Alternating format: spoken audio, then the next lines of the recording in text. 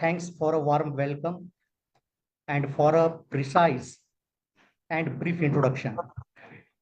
The topic given me to is data analysis, data collection, and its interpretation.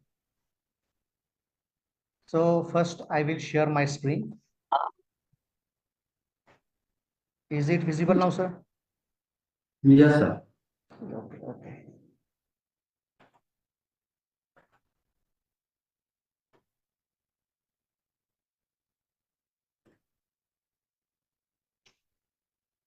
So this is the topic given me, data collection, analysis, and its interpretation. In this presentation, I will discuss on meaning and types of data, then why to collect data, ways of collecting data, that is census method or the sample method, then data processing, which includes editing, coding, classifying, and tabulating, then analysis of data. For analyzing data, as all of you know that there are two statistics, descriptive statistics and inferential statistics. Then I will also discuss the various statistical softwares used for data analysis. I particularly focus on SPSS. And finally, there are some illustrative examples which will be lively calculated in the SPSS. So let us begin with meaning of data. The English word data is the plural form of the Latin word datum. It is said that the word data was first used in the late 1640s. Then what is data? Data means facts, information, or observations about any person, or about any event, or about any phenomenon. In general, we can say that data means information.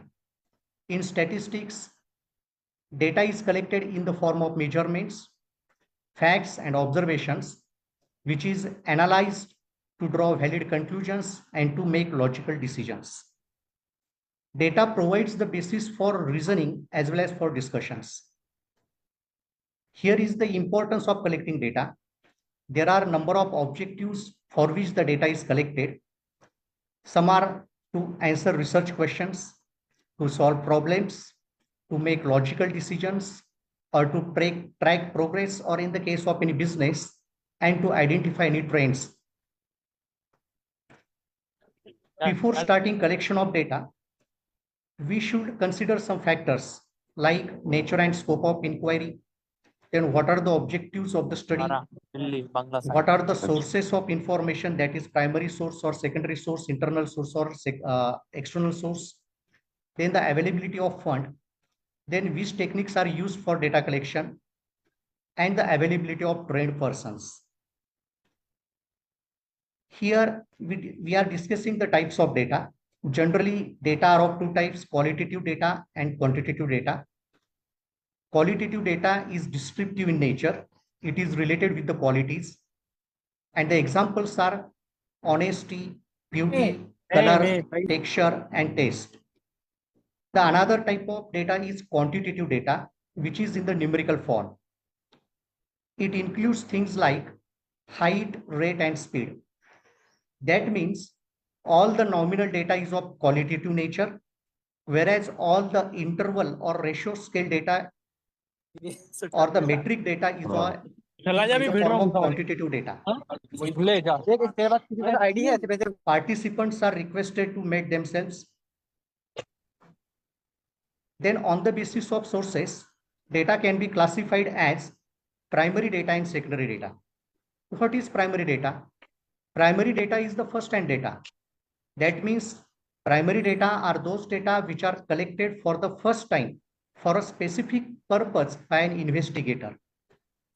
It is original in character and is thus in the form of raw material.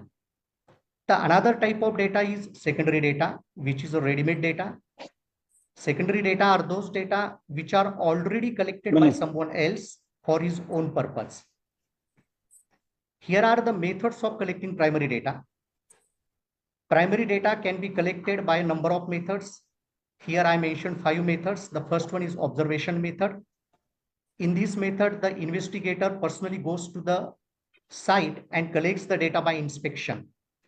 This method is time consuming, but the data can match with the objectives of the research work.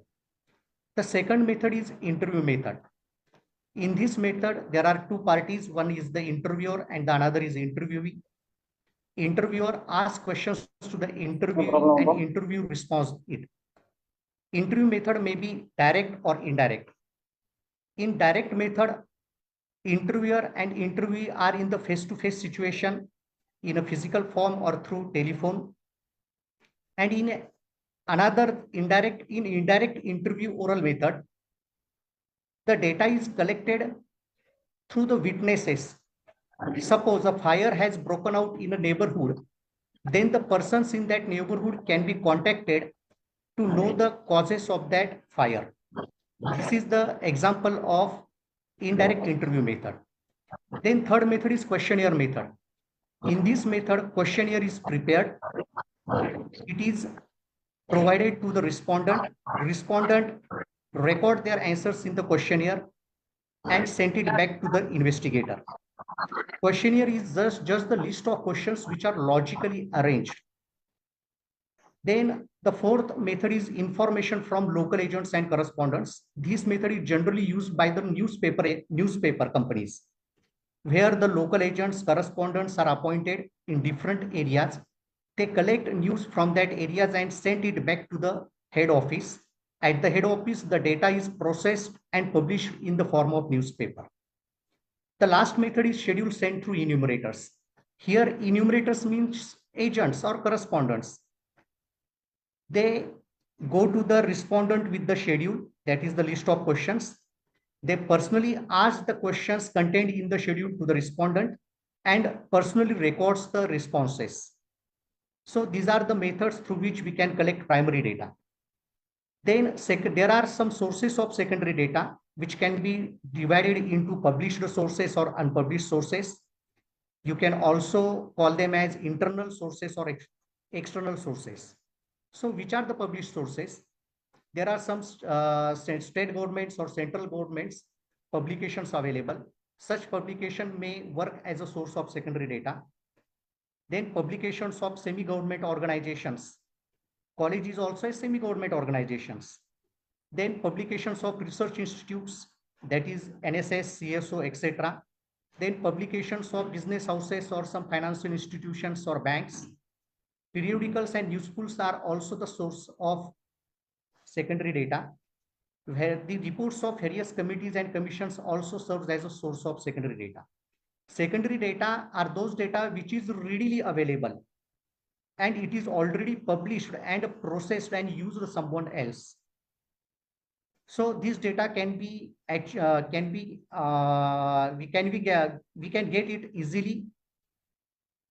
The second source is unpublished sources. Unpublished sources include internal data and administrative data, such as company records, employee records, sales records. Such records serve as the unpublished source for secondary data.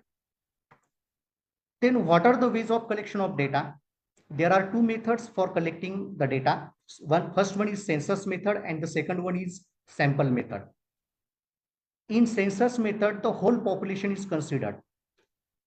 Here we should know what is the population. Population means aggregate of all possible units. It is used when the population size is small.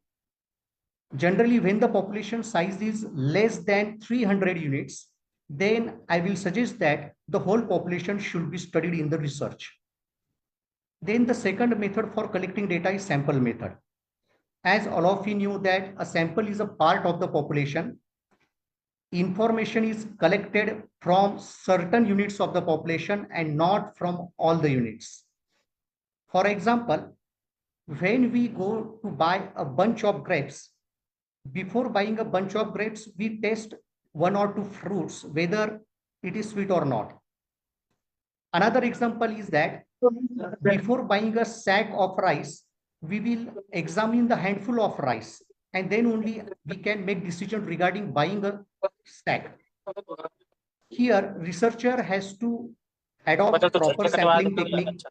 he has to select sample in the proper sample size. Here are the some sampling methods or techniques which are already discussed by our inaugurator. The sampling methods are of two types, probability sampling and non-probability sampling. Probability sampling method is such a sampling method in which every unit of population has the known chance of getting selected. Whereas non-probability sampling technique, there is no chance of getting selected. That means no known chance of getting selected. Probability sampling techniques are simple random sampling, clustered sampling, systematic sampling, stratified sampling. In non-probability sampling, convenience sampling, quota sampling, purposive sampling, or judgmental sampling and slow ball sampling techniques are.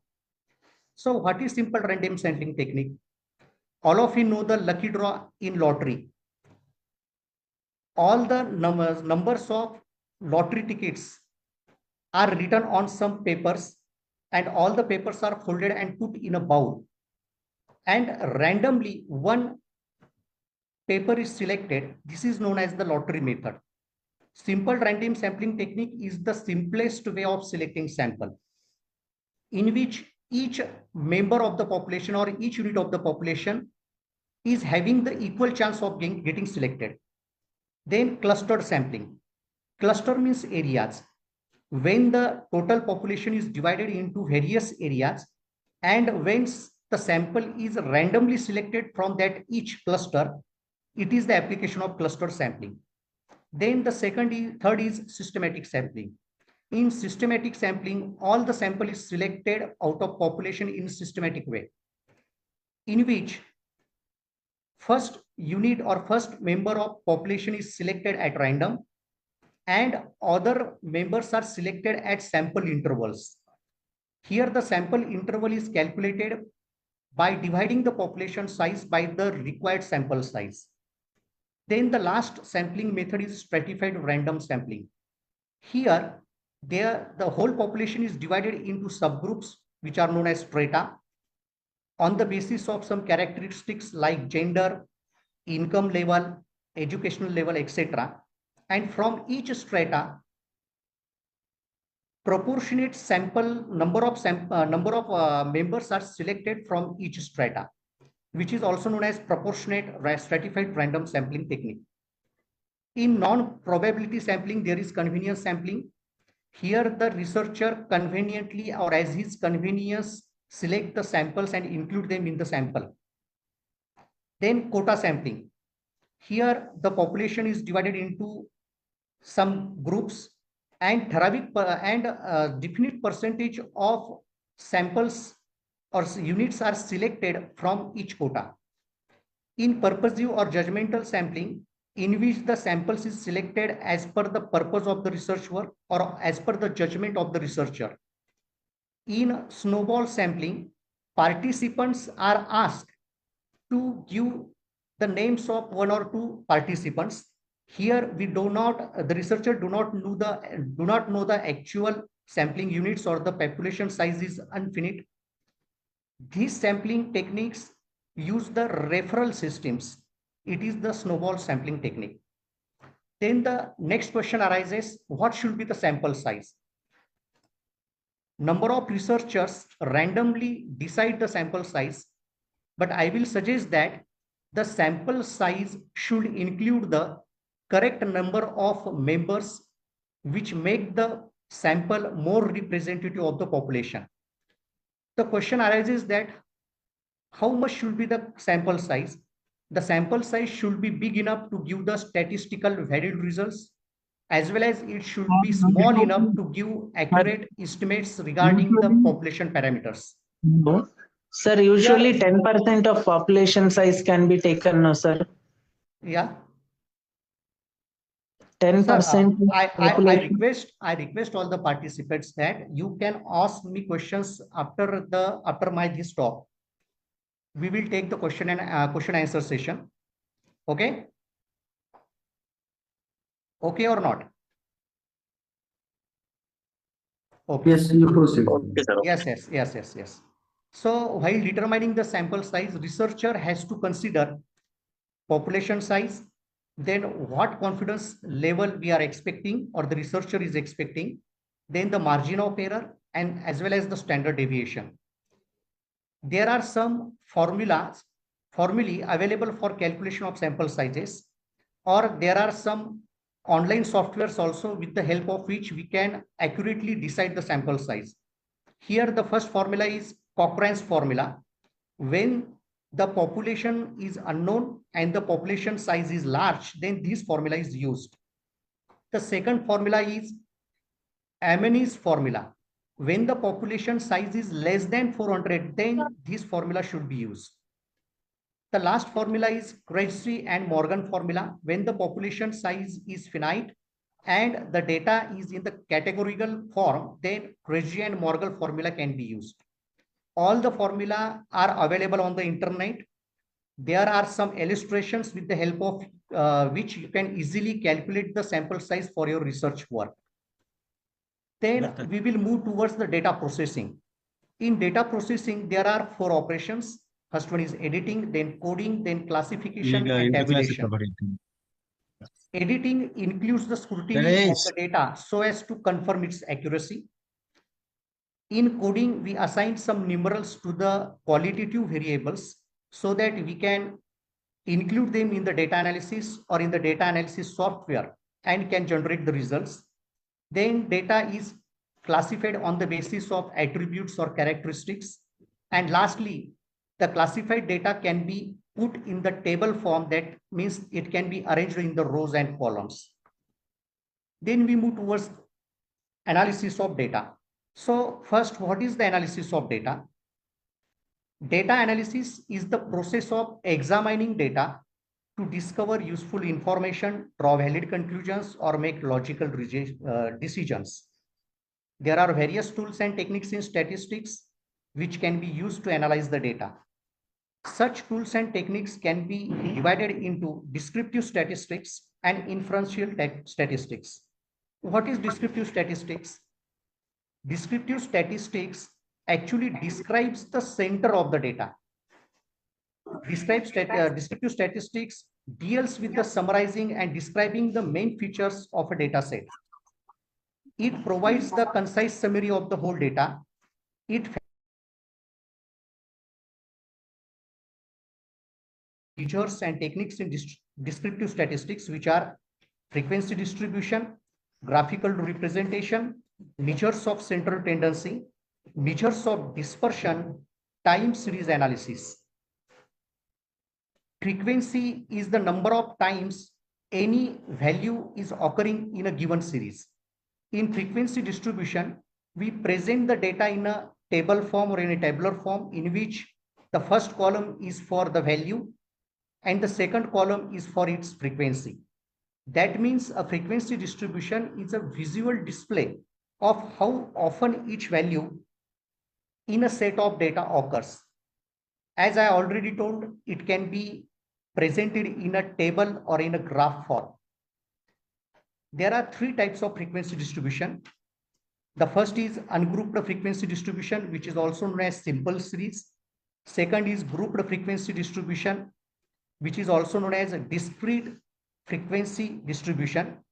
The last one is cumulative frequency distribution or continuous frequency distribution, which is also known as ungrouped frequency distribution.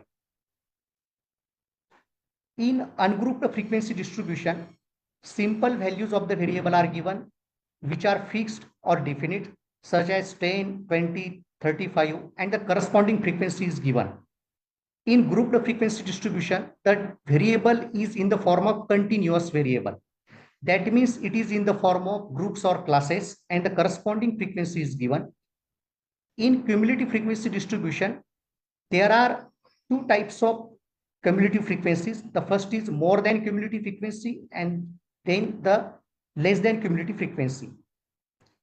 All these frequency distributions can be used to present the data in a concise form. Then graphical representation.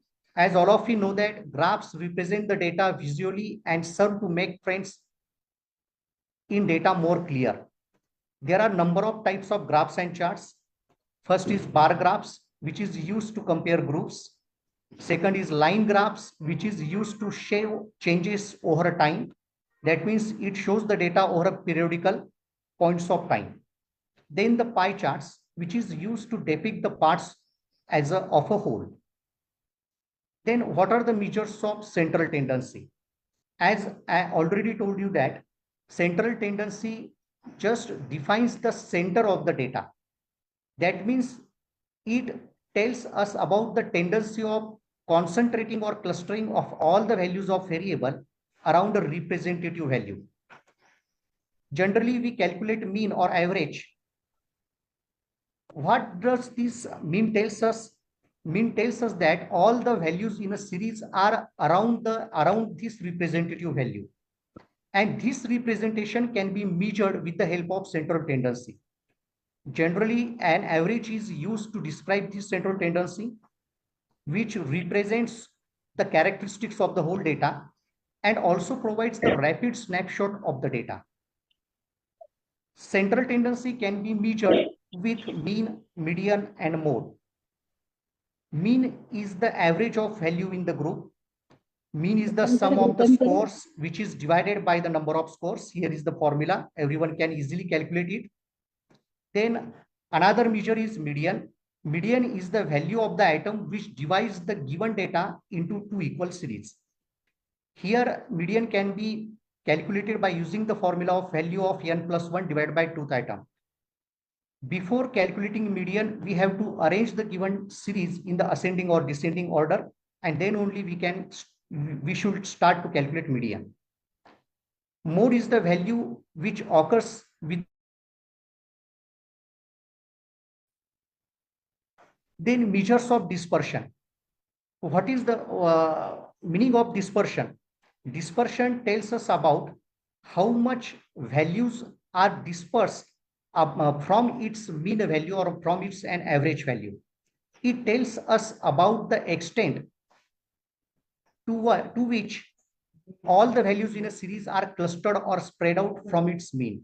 That means measures of dispersion describes the dispersion of the series within its subsets. There may be two sets of data can have similar measures of central tendency, but different measures of dispersion. Therefore, measures of central tendency must be reported along with the measures of dispersion. Dispersion can be measured with the help of range, mean deviation, quartile deviation, standard deviation, variance, or the coefficient of variance. Then what is the range? It is the difference between the largest value and the smallest value. Formula is L minus S.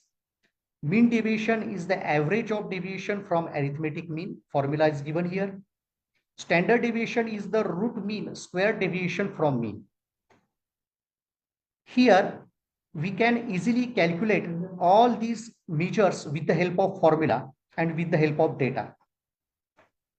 Then the third descriptive statistic is time series analysis.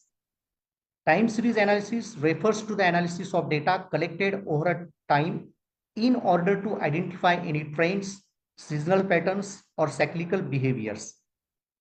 It is particularly used in some fields like finance, economics, and metrology. As there are three measures in time series analysis: trend analysis, seasonal analysis, and autoregressive models. In a trend analysis, we can easily find out the general direction of the data with respect to the time. In seasonal analysis, we can look at the patterns which are repeated at definite interval. And with the help of autoregressive models, we can predict future observations using past figures. So this is the descriptive statistics. Then the second part starts here is of inferential statistics.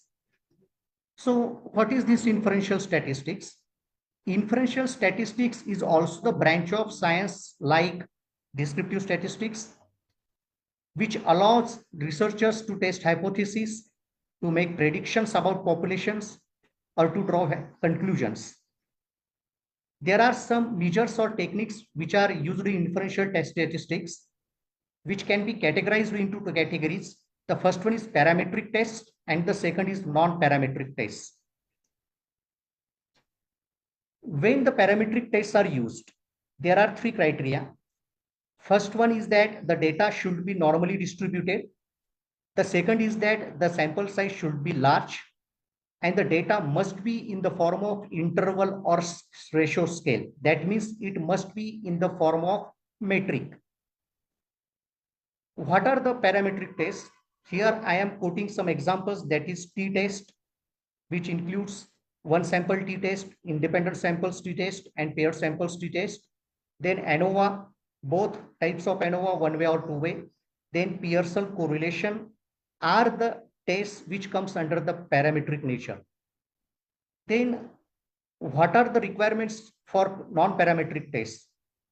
The first requirement is that data should not be normally distributed when the sample size is small, or when the data is in ordinal form. Or in ordinal form means the variables are of qualitative nature, like gender or class or faculty, like that. Here are the examples of some non-parametric tests. The first one is Mann-Whitney U test, then Kruskal-Wallis test, Wilcoxon's test. Spearman's rank correlation is also the non-parametric method. Here we just discussed that in inferential statistics, there are two types of tests. The first one is parametric and other is non-parametric. We have to decide for the analysis purpose which test the researcher should use. And for it, we have to test the normality of the data. So how to decide whether the data is normal or not, or whether the data is normally distributed or not? The normality of the data can be used two types of statistical tests. The first is Shapiro-Wilk test, which is generally used when the sample size is small. And the second statistical test is Kolmogorov-Smirnov test when the sample size is large. Apart from this, we can also identify the normality of the data by just observing the graphs and charts like histographs, box plots, or QQ plots. After identifying the normality of data, we can decide about whether to use parametric test or non-parametric test. So here we are starting with the various statistical tools and techniques. The first is correlation. Correlation analysis is a statistical tool which is used to examine the relationship between two variables. With the help of correlation analysis, we can identify whether the relationship is positive or negative, and we can also identify the strength of that relationship. Generally, the correlation is measured with the help of correlation coefficient, and its value lies between -1 to +1. There are various types of correlation: Karl Pearson, Spearman's rank correlation, point biserial correlation, phi correlation, and we can also find out the association between variables with the help of chi-square also. Now the question is that which type of correlation the researcher should use. Here, when we have to find out the linear correlation between two variables, if the data is normally distributed and if the data is of ratio or interval type, then only the Karl Pearson's correlation coefficient is calculated. When the data is not normally distributed and the data is of ordinal nature, that means if both the variables are of nominal category. For example, the first category, the first variable is gender and the second variable is faculty. Then in this type of analysis, the researcher has to use Spearman's rank correlation. The third correlation type is point biserial correlation. Actually, it is the extension of Karl Pearson. It is used only in normally distributed data. Here the condition is that the first variable should be in the form of interval or ratio. That means, for example, mass or height or weight. And the second variable must be dichotomous. That means it should have two responses like yes or no, like this, agree or disagree, something that. The fourth type is phi correlation. Phi correlation is used when the first variable is nominal. The second variable is also nominal, and both these nominal variables have only two responses, only two values, that is yes or no. The last type is chi-square test. This test is used when the data is not normally distributed, when both the variables are nominal, which can be categorized into various categories to which we can assign numerals. When the categories or the values are more than 2, then only the chi-square test is used. If we have to calculate the Carl Pearson's correlation coefficient with the help of formula, here is the formula. Then how to analyze the correlation coefficient? If the value of R is between 0 to 0.1, then there is no correlation. If the value is between 0.1 to 0.3, then there is no correlation. That is low correlation. If the value is between 0.3 to 0.5, then there is medium correlation. If the value is 0.5 to 0.7, then high correlation. And if the value is more than 7, then we can say that there is very high correlation between two variables. Then the second technique, another technique is, next technique is regression. When regression is used, when there is a correlation between two variables, with the help of regression analysis, we can easily find out the value of one variable with the help of given other variables. That means regression analysis is used for the prediction of variables, to find out the value of the variable for the given value of another variable. With the help of regression analysis, we can easily identify the modeling relationships between variables. Regression may be simple linear regression, multiple regression, and logistic regression. Simple linear regression means when there are only two variables and we are measuring the linear relationship between them, then we have to calculate SLR, that means simple linear regression. But when there are more than two variables, 3 or more, then we have to use multiple linear regression model. Here is the example. We want to study the influences on person's salaries due to highest level of education, weekly working hours, and age. The variables are 4, therefore it is the application of multiple regression. Then when to use the logistic regression? In logistic regression, there are also more than two variables, but the dependent variable is in the form of Deco-Matus type. That means it has two responses. So these are the types of regression. Researcher must be aware that in hypothesis testing, which type of regression he should use. Then the next technique is t-test. T-test is generally used to compare the two group means, or to find out whether the first mean of first group is statistically significantly different from the mean value of another group. There are three types of t-test. The first is one sample t-test, then independent samples t-test, and paired sample t-test. When the one sample t-test is used, when the researcher has the population mean and he wants to compare the population mean with the observed mean, then in that situation, one sample t-test is used. Suppose a chocolate manufacturer company claims that it produces the chocolate bar which averagely weigh 50 grams. Then in this case, we can use one sample t-test and we can check that, or we can test that whether the average weight of any chocolate bar is exactly 50 grams or not. In this method, the data is collected, then observed mean is calculated on the basis of that data. This observed mean is compared with the reference mean or the population mean, and the decision is taken. Another test is independent samples t-test. Independent samples t-test is used when we have to compare two means of unrelated groups on the basis of same continuous variable. Suppose there are two groups. Participants are requested to mute themselves. Please mute. Please mute.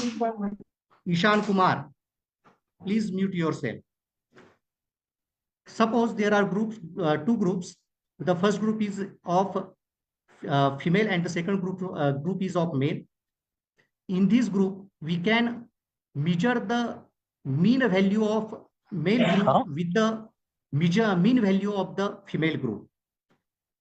Then the third test is paired samples t test. In this test, we compare the two means of the same observations, but collected during the two different points of time.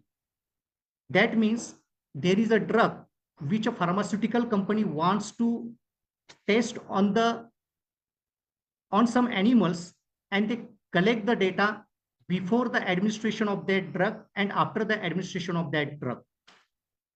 In this type of t-test, there are pairs of observations, and the mean differences of these pairs of observations are compared with each other.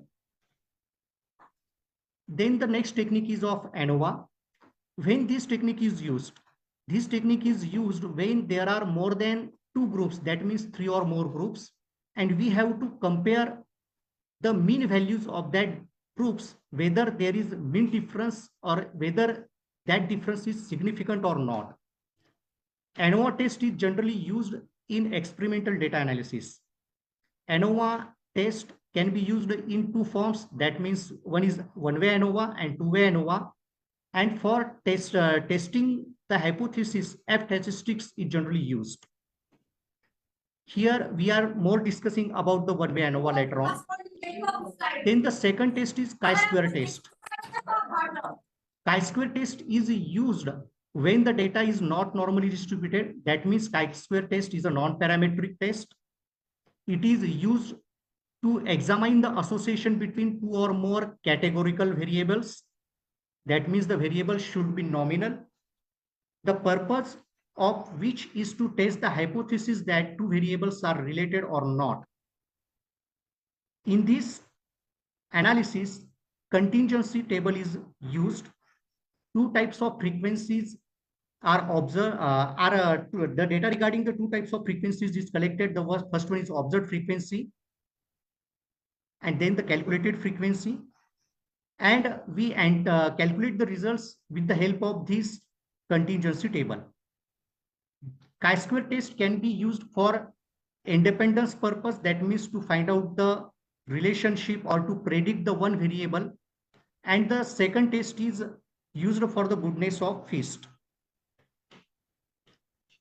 So I discussed only which are the various tests, which are parametric tests, which are non-parametric tests, when parametric tests to use, when non-parametric tests should be used. I just explained the brief introduction regarding such these various tests and when they should be used. Now we can calculate all these statistical measures and tests manually or with the help of softwares also. Number of statistical softwares are available in the market, which are user friendly with built-in commands. We have to just input our data and we can generate the output file easily by just selecting the menus in the menu bar. So here are some statistical softwares which are available in the market. R, then SPSS, that means Statistical Package for Social Sciences, then SAS, Stata, Minitab, and MATLAB, and also the other number of statistical softwares are also available in the market. Here I am focusing particularly on SPSS. SPSS is a statistical package or statistical software which is owned by the IBM. So it is known as IBM SPSS. It is a Windows-based program that allows the users to perform various statistical operations. They can easily enter the data, can analyze the data, visualize the data, can generate various tables or graphs also. It is commonly used in business, social sciences, and natural sciences also. So here I am considering some examples and the calculations of these examples in SPSS. So we are moving towards the practical aspect. Now, earlier we discussed that while analyzing the data, we have to consider descriptive statistics. In descriptive statistics, we have to calculate various measures like mean, median, mode, or standard deviation. Here, I took one example. I collected the data regarding income and expenditure from 15 people. And on the basis of data, I am going to calculate mean, median, mode, and standard deviation. In this data, actually three variables are there: gender, income, and expenditure. And the other variable is a nominal variable, that is respondent.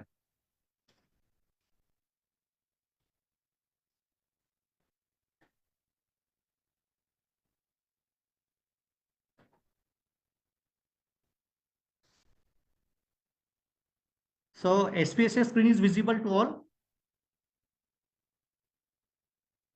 Please respond, anyone. Yes, sir. Okay. Yes, sir. So I open the SPSS, in which this is the variable view of the SPSS.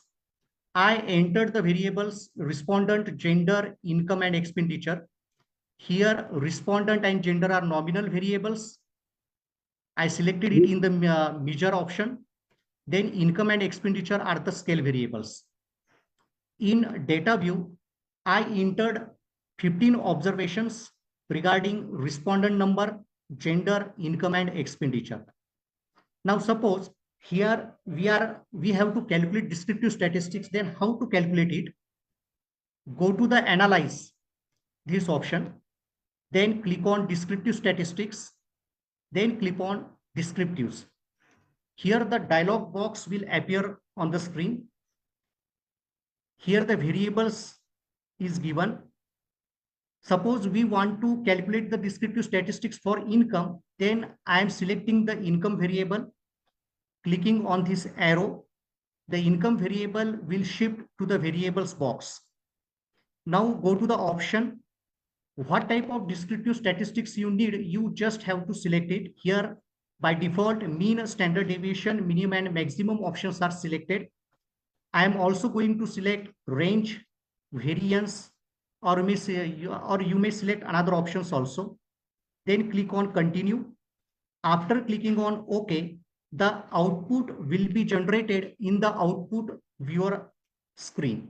This is the descriptive statistics of our sample. Total 15 observations are there. Here the range for income is 15. That means it is the difference between the largest value and the smallest value, that is 23 minus 8, which is 15. 8 is the minimum value, 23 is the maximum value, mean is 15.80, standard deviation is 5.102, and the variance, which is the square of standard deviation, that is 26.029. That means within a seconds, we can generate the output without making any manual calculations with the help of such SPSS software. Now, suppose researcher wants to see the mean values or the median values gender wise. Then how to calculate it? Then again, go to the analyze option, go to the descriptive statistics, then you have to select explore. In explore, under dependent list, we have to select the income. In factor list, select the gender. Then in statistics, here the confidence interval for mean is by default 95%. As per your requirement, the researcher can change it. I am continuing with the confidence interval of 95%. Continue it.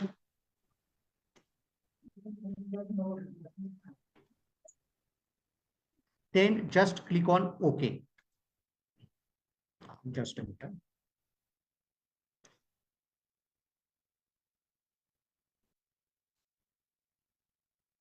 Here I need statistics.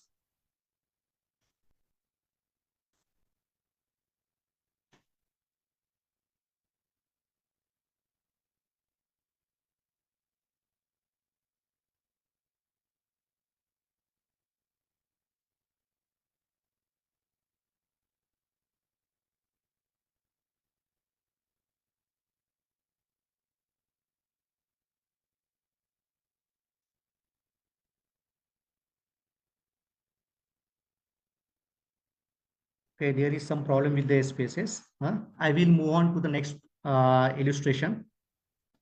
The second illustration is how to test the normality of the data. As I earlier said that whether to use the parametric test or the non-parametric test, we have to first decide the norm whether the data is normally distributed or not. Okay. This is the this file is generated. It takes some time. Okay. So here we calculated the mean values of income for male group as well as for female group. So in this way, we can use the explore option in the analyze and we can calculate any descriptive statistics for any group. Okay. So how to calculate the normality of any data? Here I collected the data again regarding income and expenditure from 15 people. Here I took the null hypothesis as data is normally distributed. There will and the alternate hypothesis as data is not normally distributed. Then how to decide or how to test this hypothesis with the help of SPSS? Then again in SPSS the data is same about income and expenditure. I am selecting the option analyze. Then in descriptive statistics, then explore. In explore,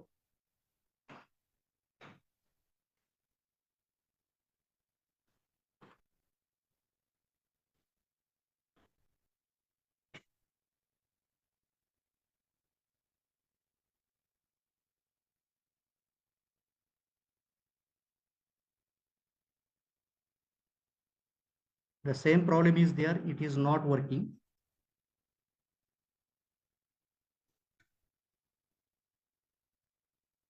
Okay, I have to select here both, then only the plots option is activated. Yes, here I have to check the box for normality plots with test, then continue and okay. So this is the result of the test conducted to check the normality of data. Here the case processing summary, total number of male are 7, total number of female are 8. There is no missing case. Then here is the test of normality.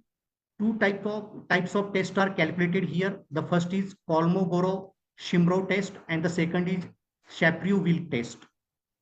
If we see the Shaprey-Wilk test, here the significance level is 0.108, which is greater than the alpha level of 0.05. When the significance level is more than the alpha level, then the null hypothesis is rejected. Then only the null hypothesis is, then the null hypothesis is accepted. If we accept the null hypothesis, then here we can conclude that data is normally distributed. And if the data is normally distributed, then you can use any parametric test like t-test or one-way ANOVA or Pearson's correlation test. So in this way, we can decide if the given data is parametric or non-parametric. Then we are taking the second example of one sample t-test. As I already told you that one sample t-test is used when we have to compare the observed mean with the population mean. Suppose we want to check whether the consumption expenditure of a particular locality is rupees 660 per day or not. Here I collected the data from 10 people from the same locality, which includes ID number and consumption expenditure. Then what should be the null hypothesis and alternative hypothesis here? The null hypothesis is the average consumption expenditure is rupees 660 per day. The alternative hypothesis is the average consumption expenditure is significantly different from rupees 660 per day. So we will perform the one sample t-test for this example in the SPSS. I have already inputted the variables ID and C. ID is the nominal variable, whereas consumption expenditure is the scale variable. In data view, you can see the 10 observations here. For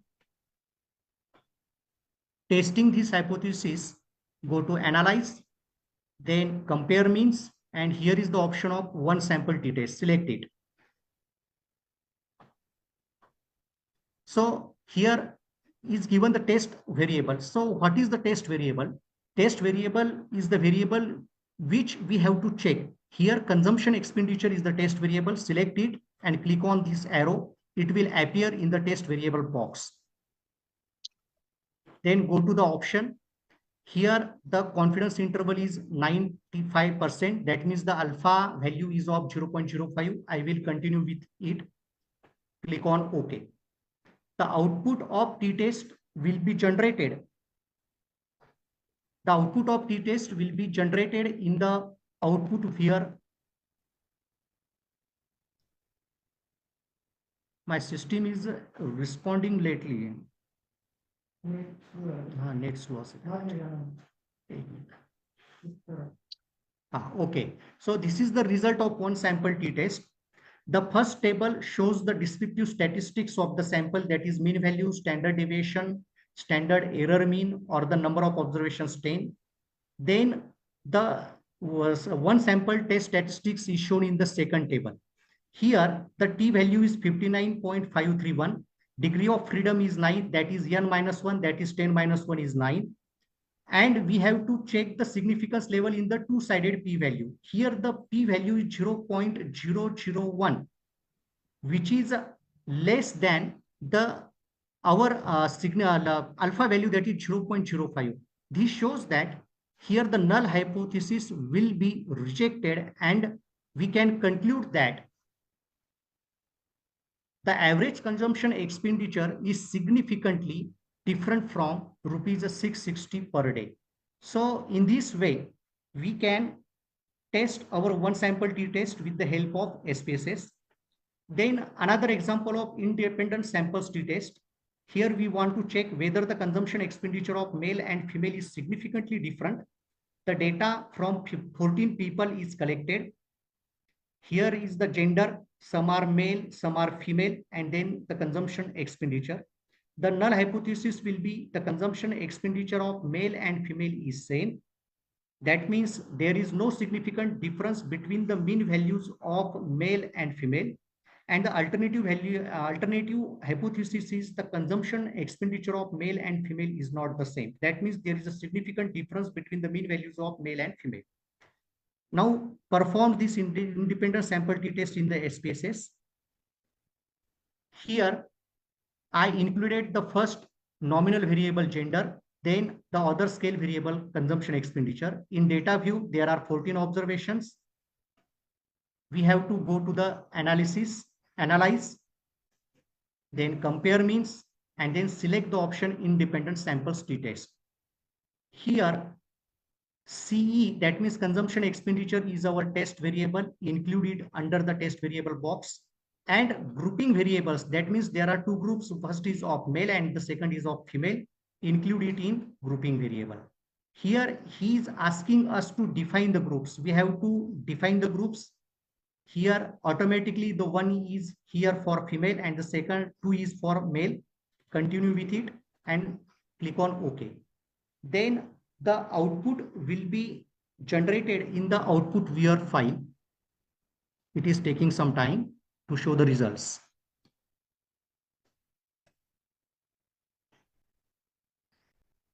I repeat again. Analyze, compare means, and then independent sample t-test. Okay, so this is the result. This is the group statistics. Shows the mean value, standard deviation, standard error mean for both the groups, that is male and female.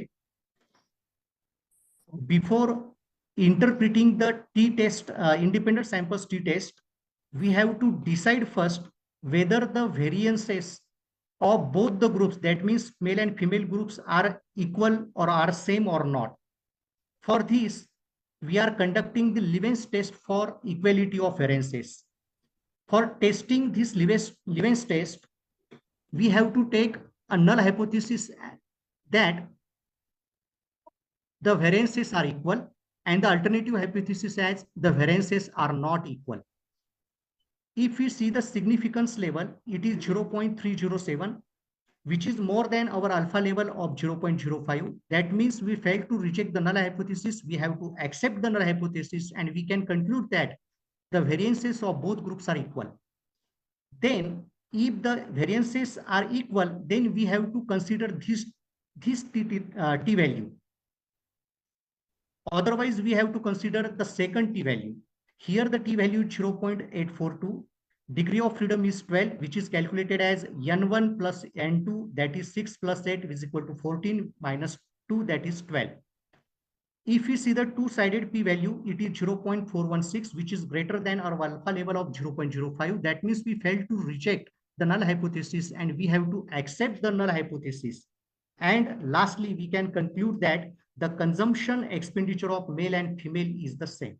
So in this way, the null hypothesis on the basis of independent sample t-test, we can test with the help of SPSS. Then another example of paired sample t-test. Suppose we want to check whether there is any change in result after the remedial classes. To test this, an exam was conducted to 9 students and the marks before and after remedial classes are collected. Here the null hypothesis will be there is no significant different effect of remedial classes on result of the students, or alternatively you can also take the null hypothesis as like that there is no significant difference between the mean values before and after remedial classes. The alternative hypothesis is there is a significant effect of remedial classes on result of the students. So we will perform this test in the SPSS. This is the paired samples t-test. These are the variables defined. ID is the nominal variable. Marks 1, that means the marks before the remedial classes. Marks 2 means the marks after the remedial classes. Both are scale variables. In data view, you can see there are 9 observations. So how to conduct the pair t-test? Go to analyze, again compare means, and then paired samples t-test. Here, before marks should be included in the variable first, then after marks should be included in the variable second, and just click on OK.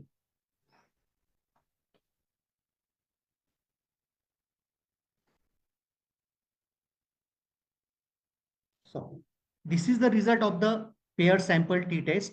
Before the mean value of before marks is 34.67, whereas the mean value of after marks marks after the remedial classes is 38.67. This shows that after the remedial classes, the performance of slow learners is increased. This the second table shows the pair samples correlation. There is a strong correlation, that is 0.994. Then pair sample t-test, the t value is minus 5.821. Degree of freedom is 8. That means n minus 1, that is 9 minus 1, that is 8. Then two-sided p-value is 0.01, that which is less than our alpha level of 0.05. That means here the null hypothesis is rejected. And if we reject the null hypothesis, then we can conclude that there is a significant effect of remedial classes on result of the students. Then the another example is of one-way ANOVA. How to conduct the one-way ANOVA? Suppose we want to check whether the consumption expenditure of people live in rural, semi-urban, urban areas is significantly different. The data from 18 people is collected for these areas. Here, the null hypothesis is the consumption expenditure of rural, semi-urban, and urban areas is same. And the alternative hypothesis is the consumption expenditure of rural, semi-urban, and urban areas is not same. So perform this one-way ANOVA with the help of SPSS. This is the one-way ANOVA. Two variables are defined: area, which is a nominal variable, and consumption expenditure is a scale variable. Here, if we see the values, I assigned 1 to the rural, 2 to the semi-urban, and 3 to the urban. In data view, you can see the observations of 18 people who reside in rural, urban, and semi-urban area. Go to analyze, compare means, and select the option one-way ANOVA. Here, the dependent variable is consumption expenditure, and the factor variable is area.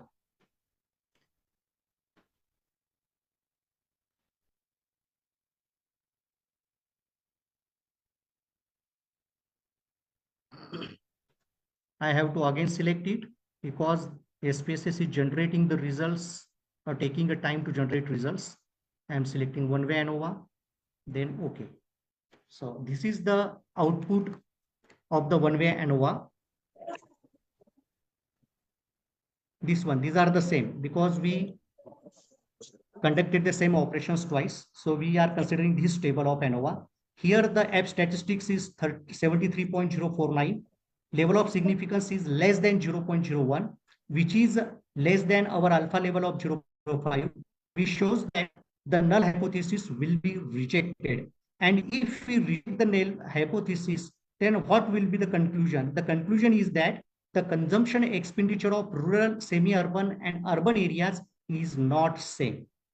If you want to conclude which group is more different than the other two groups, then in such cases, one has to conduct post hoc test. Then I am going towards another example of correlation. Suppose we want to check whether there is any association between income and expenditure. Here I collected the data regarding income and expenditure from 15 people. The null hypothesis will be there is no correlation between income and expenditure. The alternative hypothesis will be there is a significant correlation between income and expenditure. Let us perform this correlation test in the SPSS. Here I defined three variables: respondent, income, and expenditure. Respondent is a nominal variable, whereas income and expenditure is a scale or interval or ratio variable. To generate the results, go to the analyze, then select the option correlate. Then we have to select bivariate. In variables, we have to select the two variables between which we are going to test the correlation. First is income and the second is expenditure. Here, the data is normally distributed. So we are selecting the parametric test, that is Pearson's correlation. Here it is selected. Otherwise, you have to select the Spearman's rank method. Then click on OK. I will repeat the same process again. Bivariate. Then I selected both the variables in variables list. Then Pearson. Then OK. So this is the result of correlation analysis. The correlation matrix is here. Here you can easily see. Here you can easily see the Pearson correlation coefficient between income and expenditure is 0.927. If you see the p-value, which is less than the alpha value of 0.05, that means here we have to reject the null hypothesis and we have to conclude that there is a significant correlation between income and expenditure.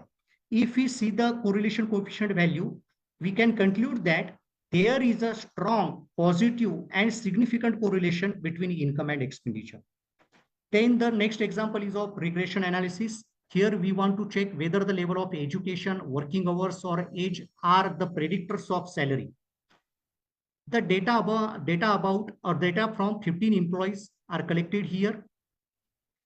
The null hypothesis is level of education, working hours, and age are not the predictors of salary. Alternate hypothesis is level of education, working hours, and age are the predictors of salary.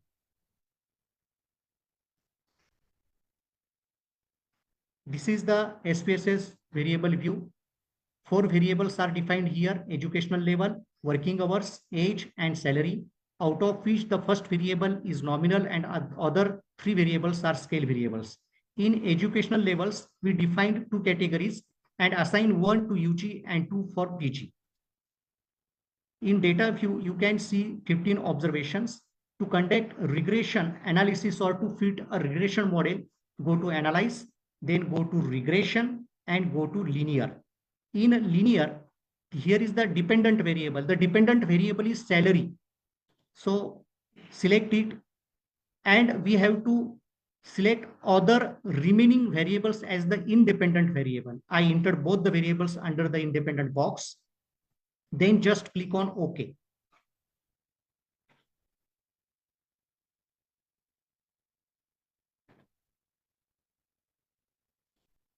So this is the output. This is the model summary. The first table is regarding the model summary. Here we have to consider the R square value, which is 0.710. If we convert this value into the percentage comes to 71. That means salary, the variance in salary can be defined up to the 71% due to the independent variables. That means the independent variables can define the 71% of variances in the salary. It is a good percentage. Then this ANOVA, in ANOVA test, the F statistics is 14.667 and the significance level is 0.01, which is very less than 0.05. That means here the model is statistically significant. We have to reject the null hypothesis. Then after, when we see the third table of coefficients, here are the beta coefficients. The alpha value is 560.036. Then here working hours. Then here this is the beta value for age. With the help of this betas, we can fit the regression equation, and by using this regression equation, we can easily find out the value of salary for the given values of working hours or for age. So this is the regression analysis. In this case, the level of education, working hours, and age are the predictors of salary. Okay. Then the last example is regarding chi-square test. Here, as I already told you that chi-square test is a non-parametric test and it is used to find out or to examine the association between the nominal variables. Here I am taking two nominal variables. The first is gender and the second is aggressive driving behavior. The data is collected from 200 people, which is shown in the following table. In table, the first row is for gender, male and female. These two rows are there. These two variables are there. Then aggressive driving behavior and its frequency. Then what should be the null hypothesis? There is no association between gender and aggressive driving behavior. Alternative hypothesis will be there is association between gender and aggressive driving behavior. So again, we will test it in SPSS. I will open the concern file. Okay, so here are the two variables, gender and the second is aggressive driving behavior. Both variables are nominal. Here I assign the values to gender. There are two categories. The first category is of male and the second is female. One is assigned to male and second two is assigned to female. In aggressive driving behavior, there are two responses. The first is no and second is yes. 0 is assigned to no and 1 is assigned to yes. As nominal variables are qualitative variables and qualitative variables cannot be analyzed in SPSS. If you want to analyze it in the SPSS, you have to assign the numeral values to it. Then only you can analyze the data of qualitative variables. So here are the 200 observations. Okay. Go to analyze. Then descriptive statistics. And to see the results of chi-square test, we have to select the option cross tabs. In cross tabs, gender is to be included in rows. Aggressive driving behavior is to be included in the columns. Then go to statistics. Here we have to simply select the chi-square as we want to generate the results for chi-square test. In cells, by default, the observed option is checked. If you want, you can select expected, or if you want percentages in the row and columns as well as the total percentage, you can select these options also. Here, I will continue. Click on OK. So this is the result of the chi-square test. Here, the total number of observations are 200. There is no any missing case. This is the cross tabulation table regarding gender and aggressive driving behavior. There are 100 male which agree that they are aggressive while driving. So this table shows the frequency. Actually, it is a frequency table. Then the last table is regarding the chi-square statistics. Here the chi-square value is 7.792. Degree of freedom is 1. And the most important, the degree of the level of significance is less than the degree of significance is less than the alpha level, that is 0.05. So here we have to reject the null hypothesis. If we reject the null hypothesis, then what will be the conclusion? The conclusion is that there is association between gender and aggressive driving behavior. So with this, I will rest my presentation. I try to discuss how the data is collected, how the data is processed, how the data is analyzed with the help of various statistical tools and techniques, what are parametric tests, what are non-parametric tests, how the normality of data is calculated, and also demonstrated the calculations in a very easy way. That means with the help of technology, with the help of software and hardware, that means with the help of statistical package. And for it, I used here SPSS. Thank you. If there are any questions, participants may ask me.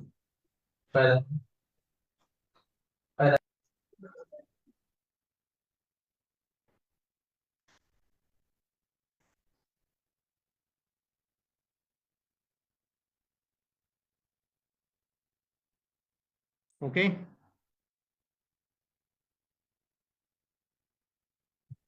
If anybody have any question regarding this session, please they can ask. Actually, data analysis is a vast topic. Was topic, And to yes. understand Excuse me, each test, we should use some more than one illustrations, and then only one can easily understand and also interpret the results of those statistical tests.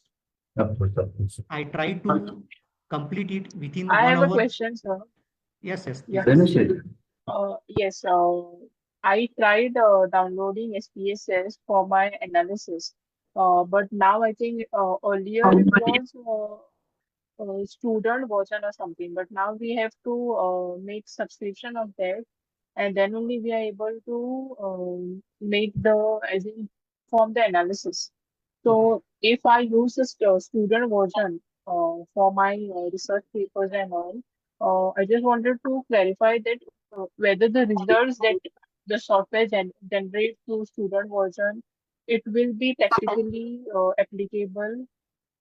No, madam. Student version is limited to the number of variables For and to the 1 year. number of Yeah. observations also. Yes. Okay. So you cannot conduct the test in a larger scale. Yeah. Yes. It is only the trial version. Okay.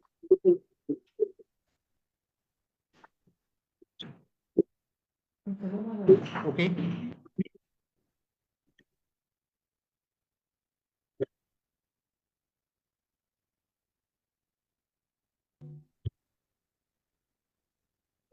Yes, Paresh sir, I think there are no questions.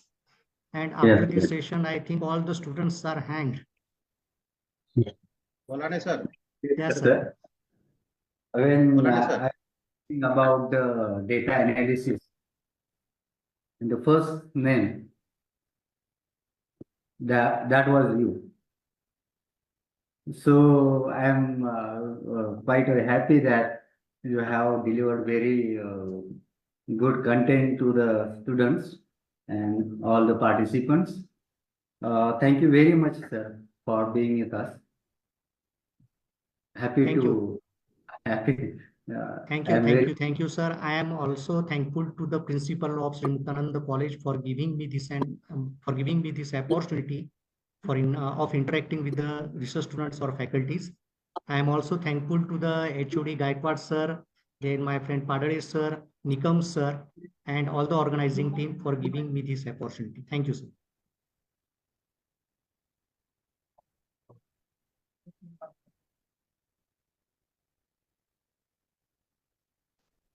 One minute.